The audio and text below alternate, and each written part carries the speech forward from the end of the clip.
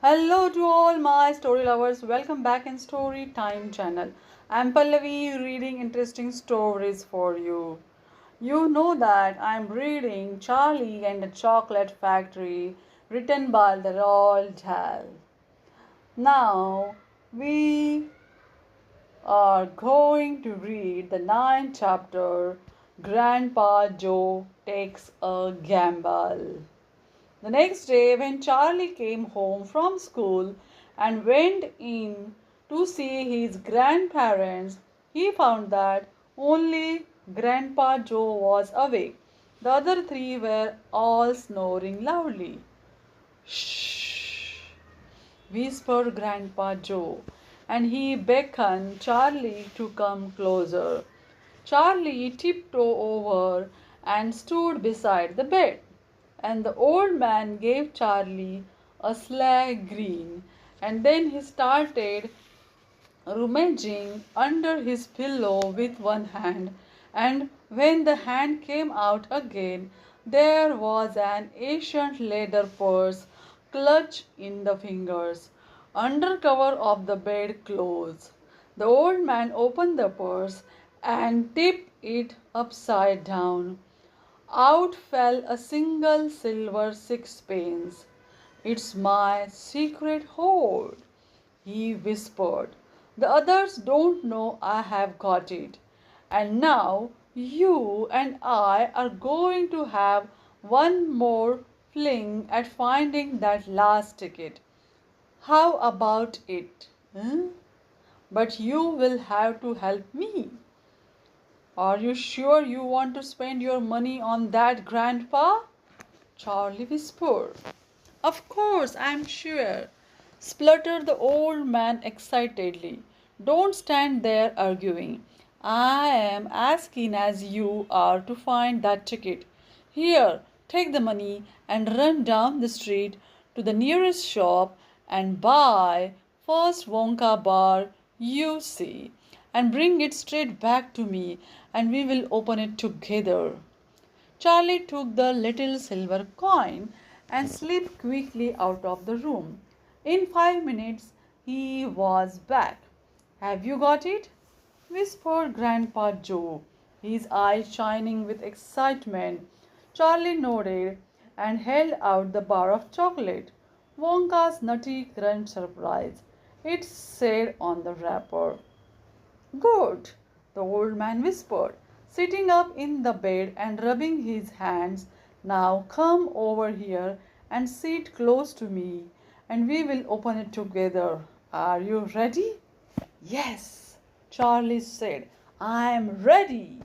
All right, you tear off the first bead. No, Charlie said. You paid for it. You do it all. The old man's fingers were trembling most terribly as they fumbled with the wrapper. We don't have a hope really, he whispered, giggling a bit. You do know we don't have a hope, don't you? Yes, Charlie said. I know that. They looked at each other and both started giggling nervously. Mind you, said Grandpa Joe, there's just that tiny chance that it might be the one. Don't you agree? Yes, Charlie said. Of course. Why don't you open it, Grandpa? All in good time, my boy. All in good time. Which end do you think I ought to open first? That corner, the one furthest from you. Just tear off a tiny bit, but not quite enough for us to see anything. Like that, said the old man. Yes, now a little bit more. You finish it, said Grandpa Joe.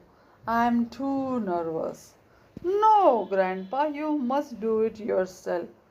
Very well then. Here goes. He tore off the wrapper. They both stared at what lay underneath. It was a bar of chocolate, nothing more. All at once they both saw a funny side of the whole thing and they burst into peals of laughter. What on earth's going on? cried Grandma Josephine, waking up suddenly. Nothing, said Grandpa Joe. You go on back to sleep. Now, the next 10 chapter, the family begins to starve. During the next 2 weeks, the weather turned very cold. First came to snow. It began very suddenly. One morning, just as Charlie Bucket was getting dressed for school, standing by the window, he saw the huge flakes drifting slowly down out of an icy sky that was the color of steel. By evening, it lay 4 feet deep around the tiny house, and Mr. Bucket had to dig a path from the front door to the road. After the snow, there came a freezing gale that blew for days and days without stopping. And oh, how bitter cold it was! Everything that Charlie touched seemed to be made of ice, and each time he stepped outside the door, the wind was like a knife on his cheek. Inside the house, little jets of freezing air came rushing in through the sides of the windows and under the doors. There was no place to go to escape them. The four old ones lay silent and huddled in their bed, trying to keep the cold out of their bones. The excitement over the golden tickets had long since been forgotten. Nobody in the family gave a thought now to anything except the two vital problems of trying to keep warm and trying to get enough to eat. There is something about very cold weather what gives one an enormous appetite. Most of us find ourselves beginning to crave rich steaming stews and hot apple pies and all kinds of delicious warming dishes. And because we are all a great deal luckier than we realize, we usually get what we want or not enough. But Charlie Bucket never got what he wanted because the family couldn't afford it. And as the cold weather went on, he became ravenously and desperately hungry. Both bars of chocolate, the birthday one and the Grandpa Joe had bought, had long since been nibbled away, and all he got now were loose, thin, cabbagey meals 3 times a day. Then all at once the meals became even thinner. The reason for this was that toothpaste factory, the place where Mr. Bucket worked, suddenly went bust and had to close down. Quickly, Mr. Bucket tried to get another job, but he had no luck. In the end, the only way in which he managed to earn a few pennies was by shoveling snow in the street. But it wasn't enough to buy even a quarter of the food that 7 people needed. The situation became desperate. Breakfast was a single slice of bread for each person now, and lunch was maybe a half boiled potato. Slowly but surely, everybody in the house began to starve, and every day little Charlie Bucket, trudging through the snow on his way to school, would have to pass Mr. Willy Wonka's giant chocolate factory. And every day, as he came near to it, he would lift his small pointed nose high in the air and sniff the wonderful sweet smell of melting chocolate. Sometimes he would stand emotionless outside the gates for several minutes on end, taking deep swallowing breaths as though he were trying to eat the smell itself. "That child," said Grandpa Joe, poking his head up from under the blanket one icy morning. "That child has got to have more food. It doesn't matter about us. We are too old to bother with. But a growing boy, he can't go on like this. He is beginning to look like a skeleton." "What can one do?" murmured Grandma Josephine miserably. He refuses to take any of ours. I hear his mother tried to slip her own piece of bread onto his plate at breakfast this morning, but he wouldn't touch it. He made her take it back. He is a fine little fellow, said Grandpa George. He deserves better than this. The cruel weather went on, and every day Charlie Bucket grew thinner and thinner. His face became frighteningly white, pinched. The skin was drawn so tightly over the cheeks that you could see the shapes of the bones underneath. It seemed doubtful whether he could go on much longer like this without becoming dangerously ill. And now, very calmly, with that curious wisdom that seems to come so often to small children in times of hardship, he began to make little changes here and there in some of the things that he did, so as to save his strength. In the mornings, he left the house 10 minutes earlier so that he could walk slowly to the school without ever having to run. He sat quietly in the classroom during break, resting himself, while the others rushed outdoors and threw snowballs and wrestled in the snow. Everything he did now, he did slowly and carefully to prevent exhaustion. Then one afternoon, walking back home with the icy wind in his face, and incidentally feeling hungrier than he had ever felt before. His eye was caught suddenly by something silvery lying in the gutter in the snow. Charlie stepped off the curb and bent down to examine it. Part of it was buried under the snow, but he saw at once what it was. It was a 50-pence piece. Quickly he looked around him. Had somebody just dropped it? No, that was impossible because of the way part of it was buried. Several people went hurrying past him on the pavement, their chins sunk deep in the collars of their coats, their feet crunching in the snow. None of them was searching for any money. None of them was taking the slightest notice of the small boy crouching in the gutter. Then was it his, this 50 pence? Could he have it? Carefully, Charlie pulled it out from under the snow. It was damp and dirty, but otherwise perfect. A whole 50 pence. He held it tightly between his shivering fingers, gazing down at it. It meant one thing to him at that moment, only one thing. It meant food. Automatically, Charlie turned and began moving toward the nearest shop. It was only 10 paces away. It was a newspaper and stationery shop, the kind that sells almost everything, including sweets and cigars. And what he would do, he whispered quickly to himself. He would buy one luscious bar of chocolate and eat it all up, every bit of it, right then and there. And the rest of money he would take straight back home and give it to his mother. Now, the next 11 chapter is the miracle. Let's what happened the miracle in the family.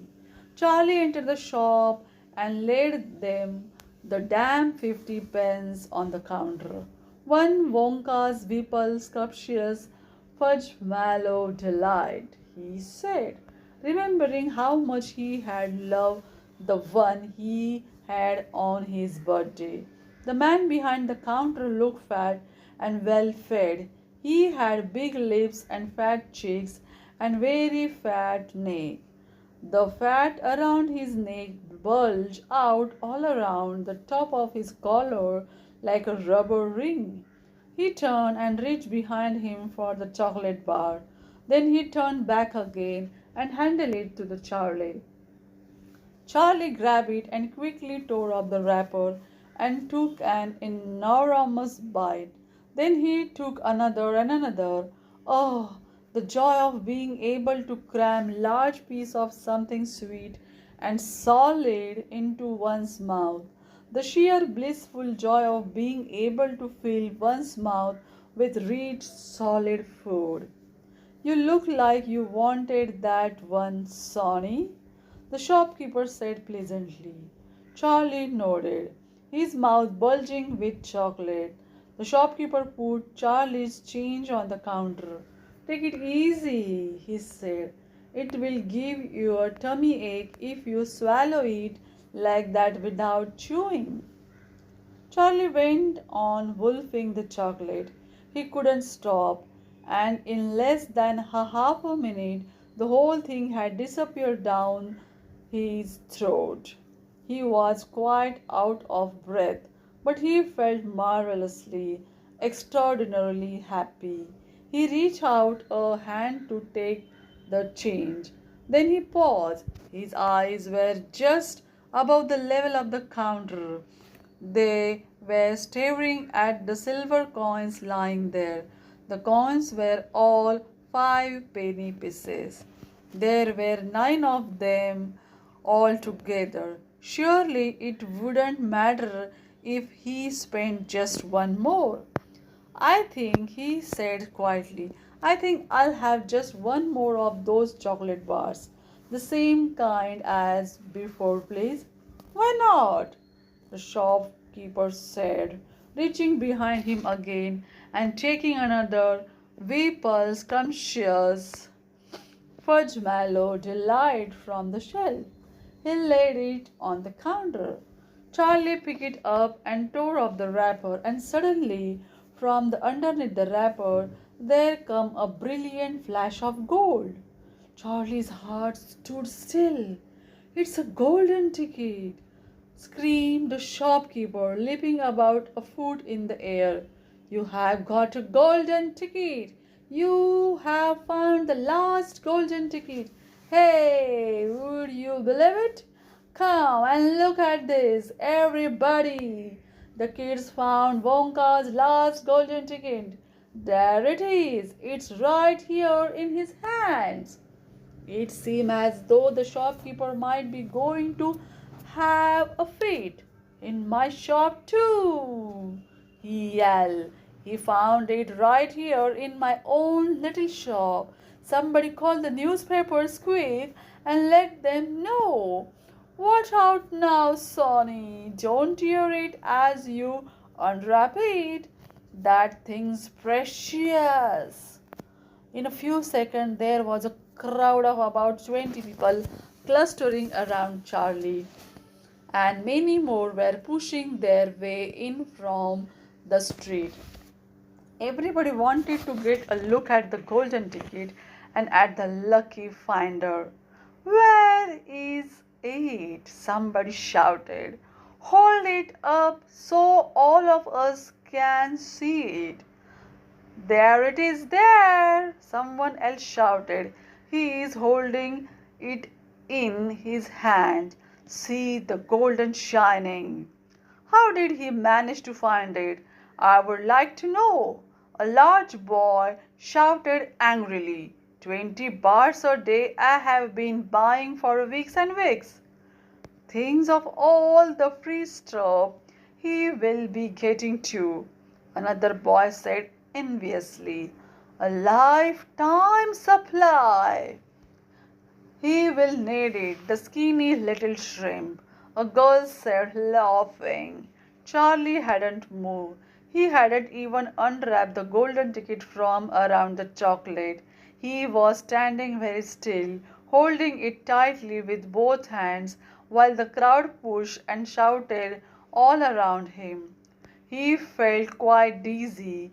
There was a peculiar floating sensation coming over him, as though he were floating up in the air like a balloon. His feet didn't seem to be touching the ground at all. He could hear his heart thumping away loudly somewhere in his throat. At that point, he became aware of a hand resting lightly on his shoulder, and when he looked up, he saw a tall man standing over him. Listen, the man whispered, I will buy it from you. I will give you 50 pounds. How about it, huh? And I will give you a new bicycle as well, okay? Are you crazy? Shouted a woman who was standing equally close. Why, I would give him 200 pounds for that ticket. You want to sell that ticket for 200 pounds, young man? That quite enough of that, the fat shopkeeper shouted, pushing his way through the crowd and taking Charlie firmly by the arm. Leave the kid alone, will you? Make way there. Let him out. And to Charlie, as he led him to the door, he whispered, Don't you let anybody have it. Take it straight home, quickly, before you lose it. Run all the way and don't stop till you get there. You understand? Charlie nodded. You know something? The fat shopkeeper said, pausing a moment and smiling at Charlie. I have a feeling you needed a break like this. I'm awfully glad you got it. Good luck to you, Sonny. Thank you, Charlie said, and off he went, running through the snow as fast as his leg would go. And as he flew past Mr. Willy Wonka's factory, he turned and waved at it and sang out, I will be seeing you, I will be seeing you soon. And 5 minutes later, he arrived at his own home. Now, this is the end of the 11th chapter. At last, the Charlie got the golden ticket. Now, what happened next? We will see in the next video. Till then, keep watching and bye bye. Subscribe for more.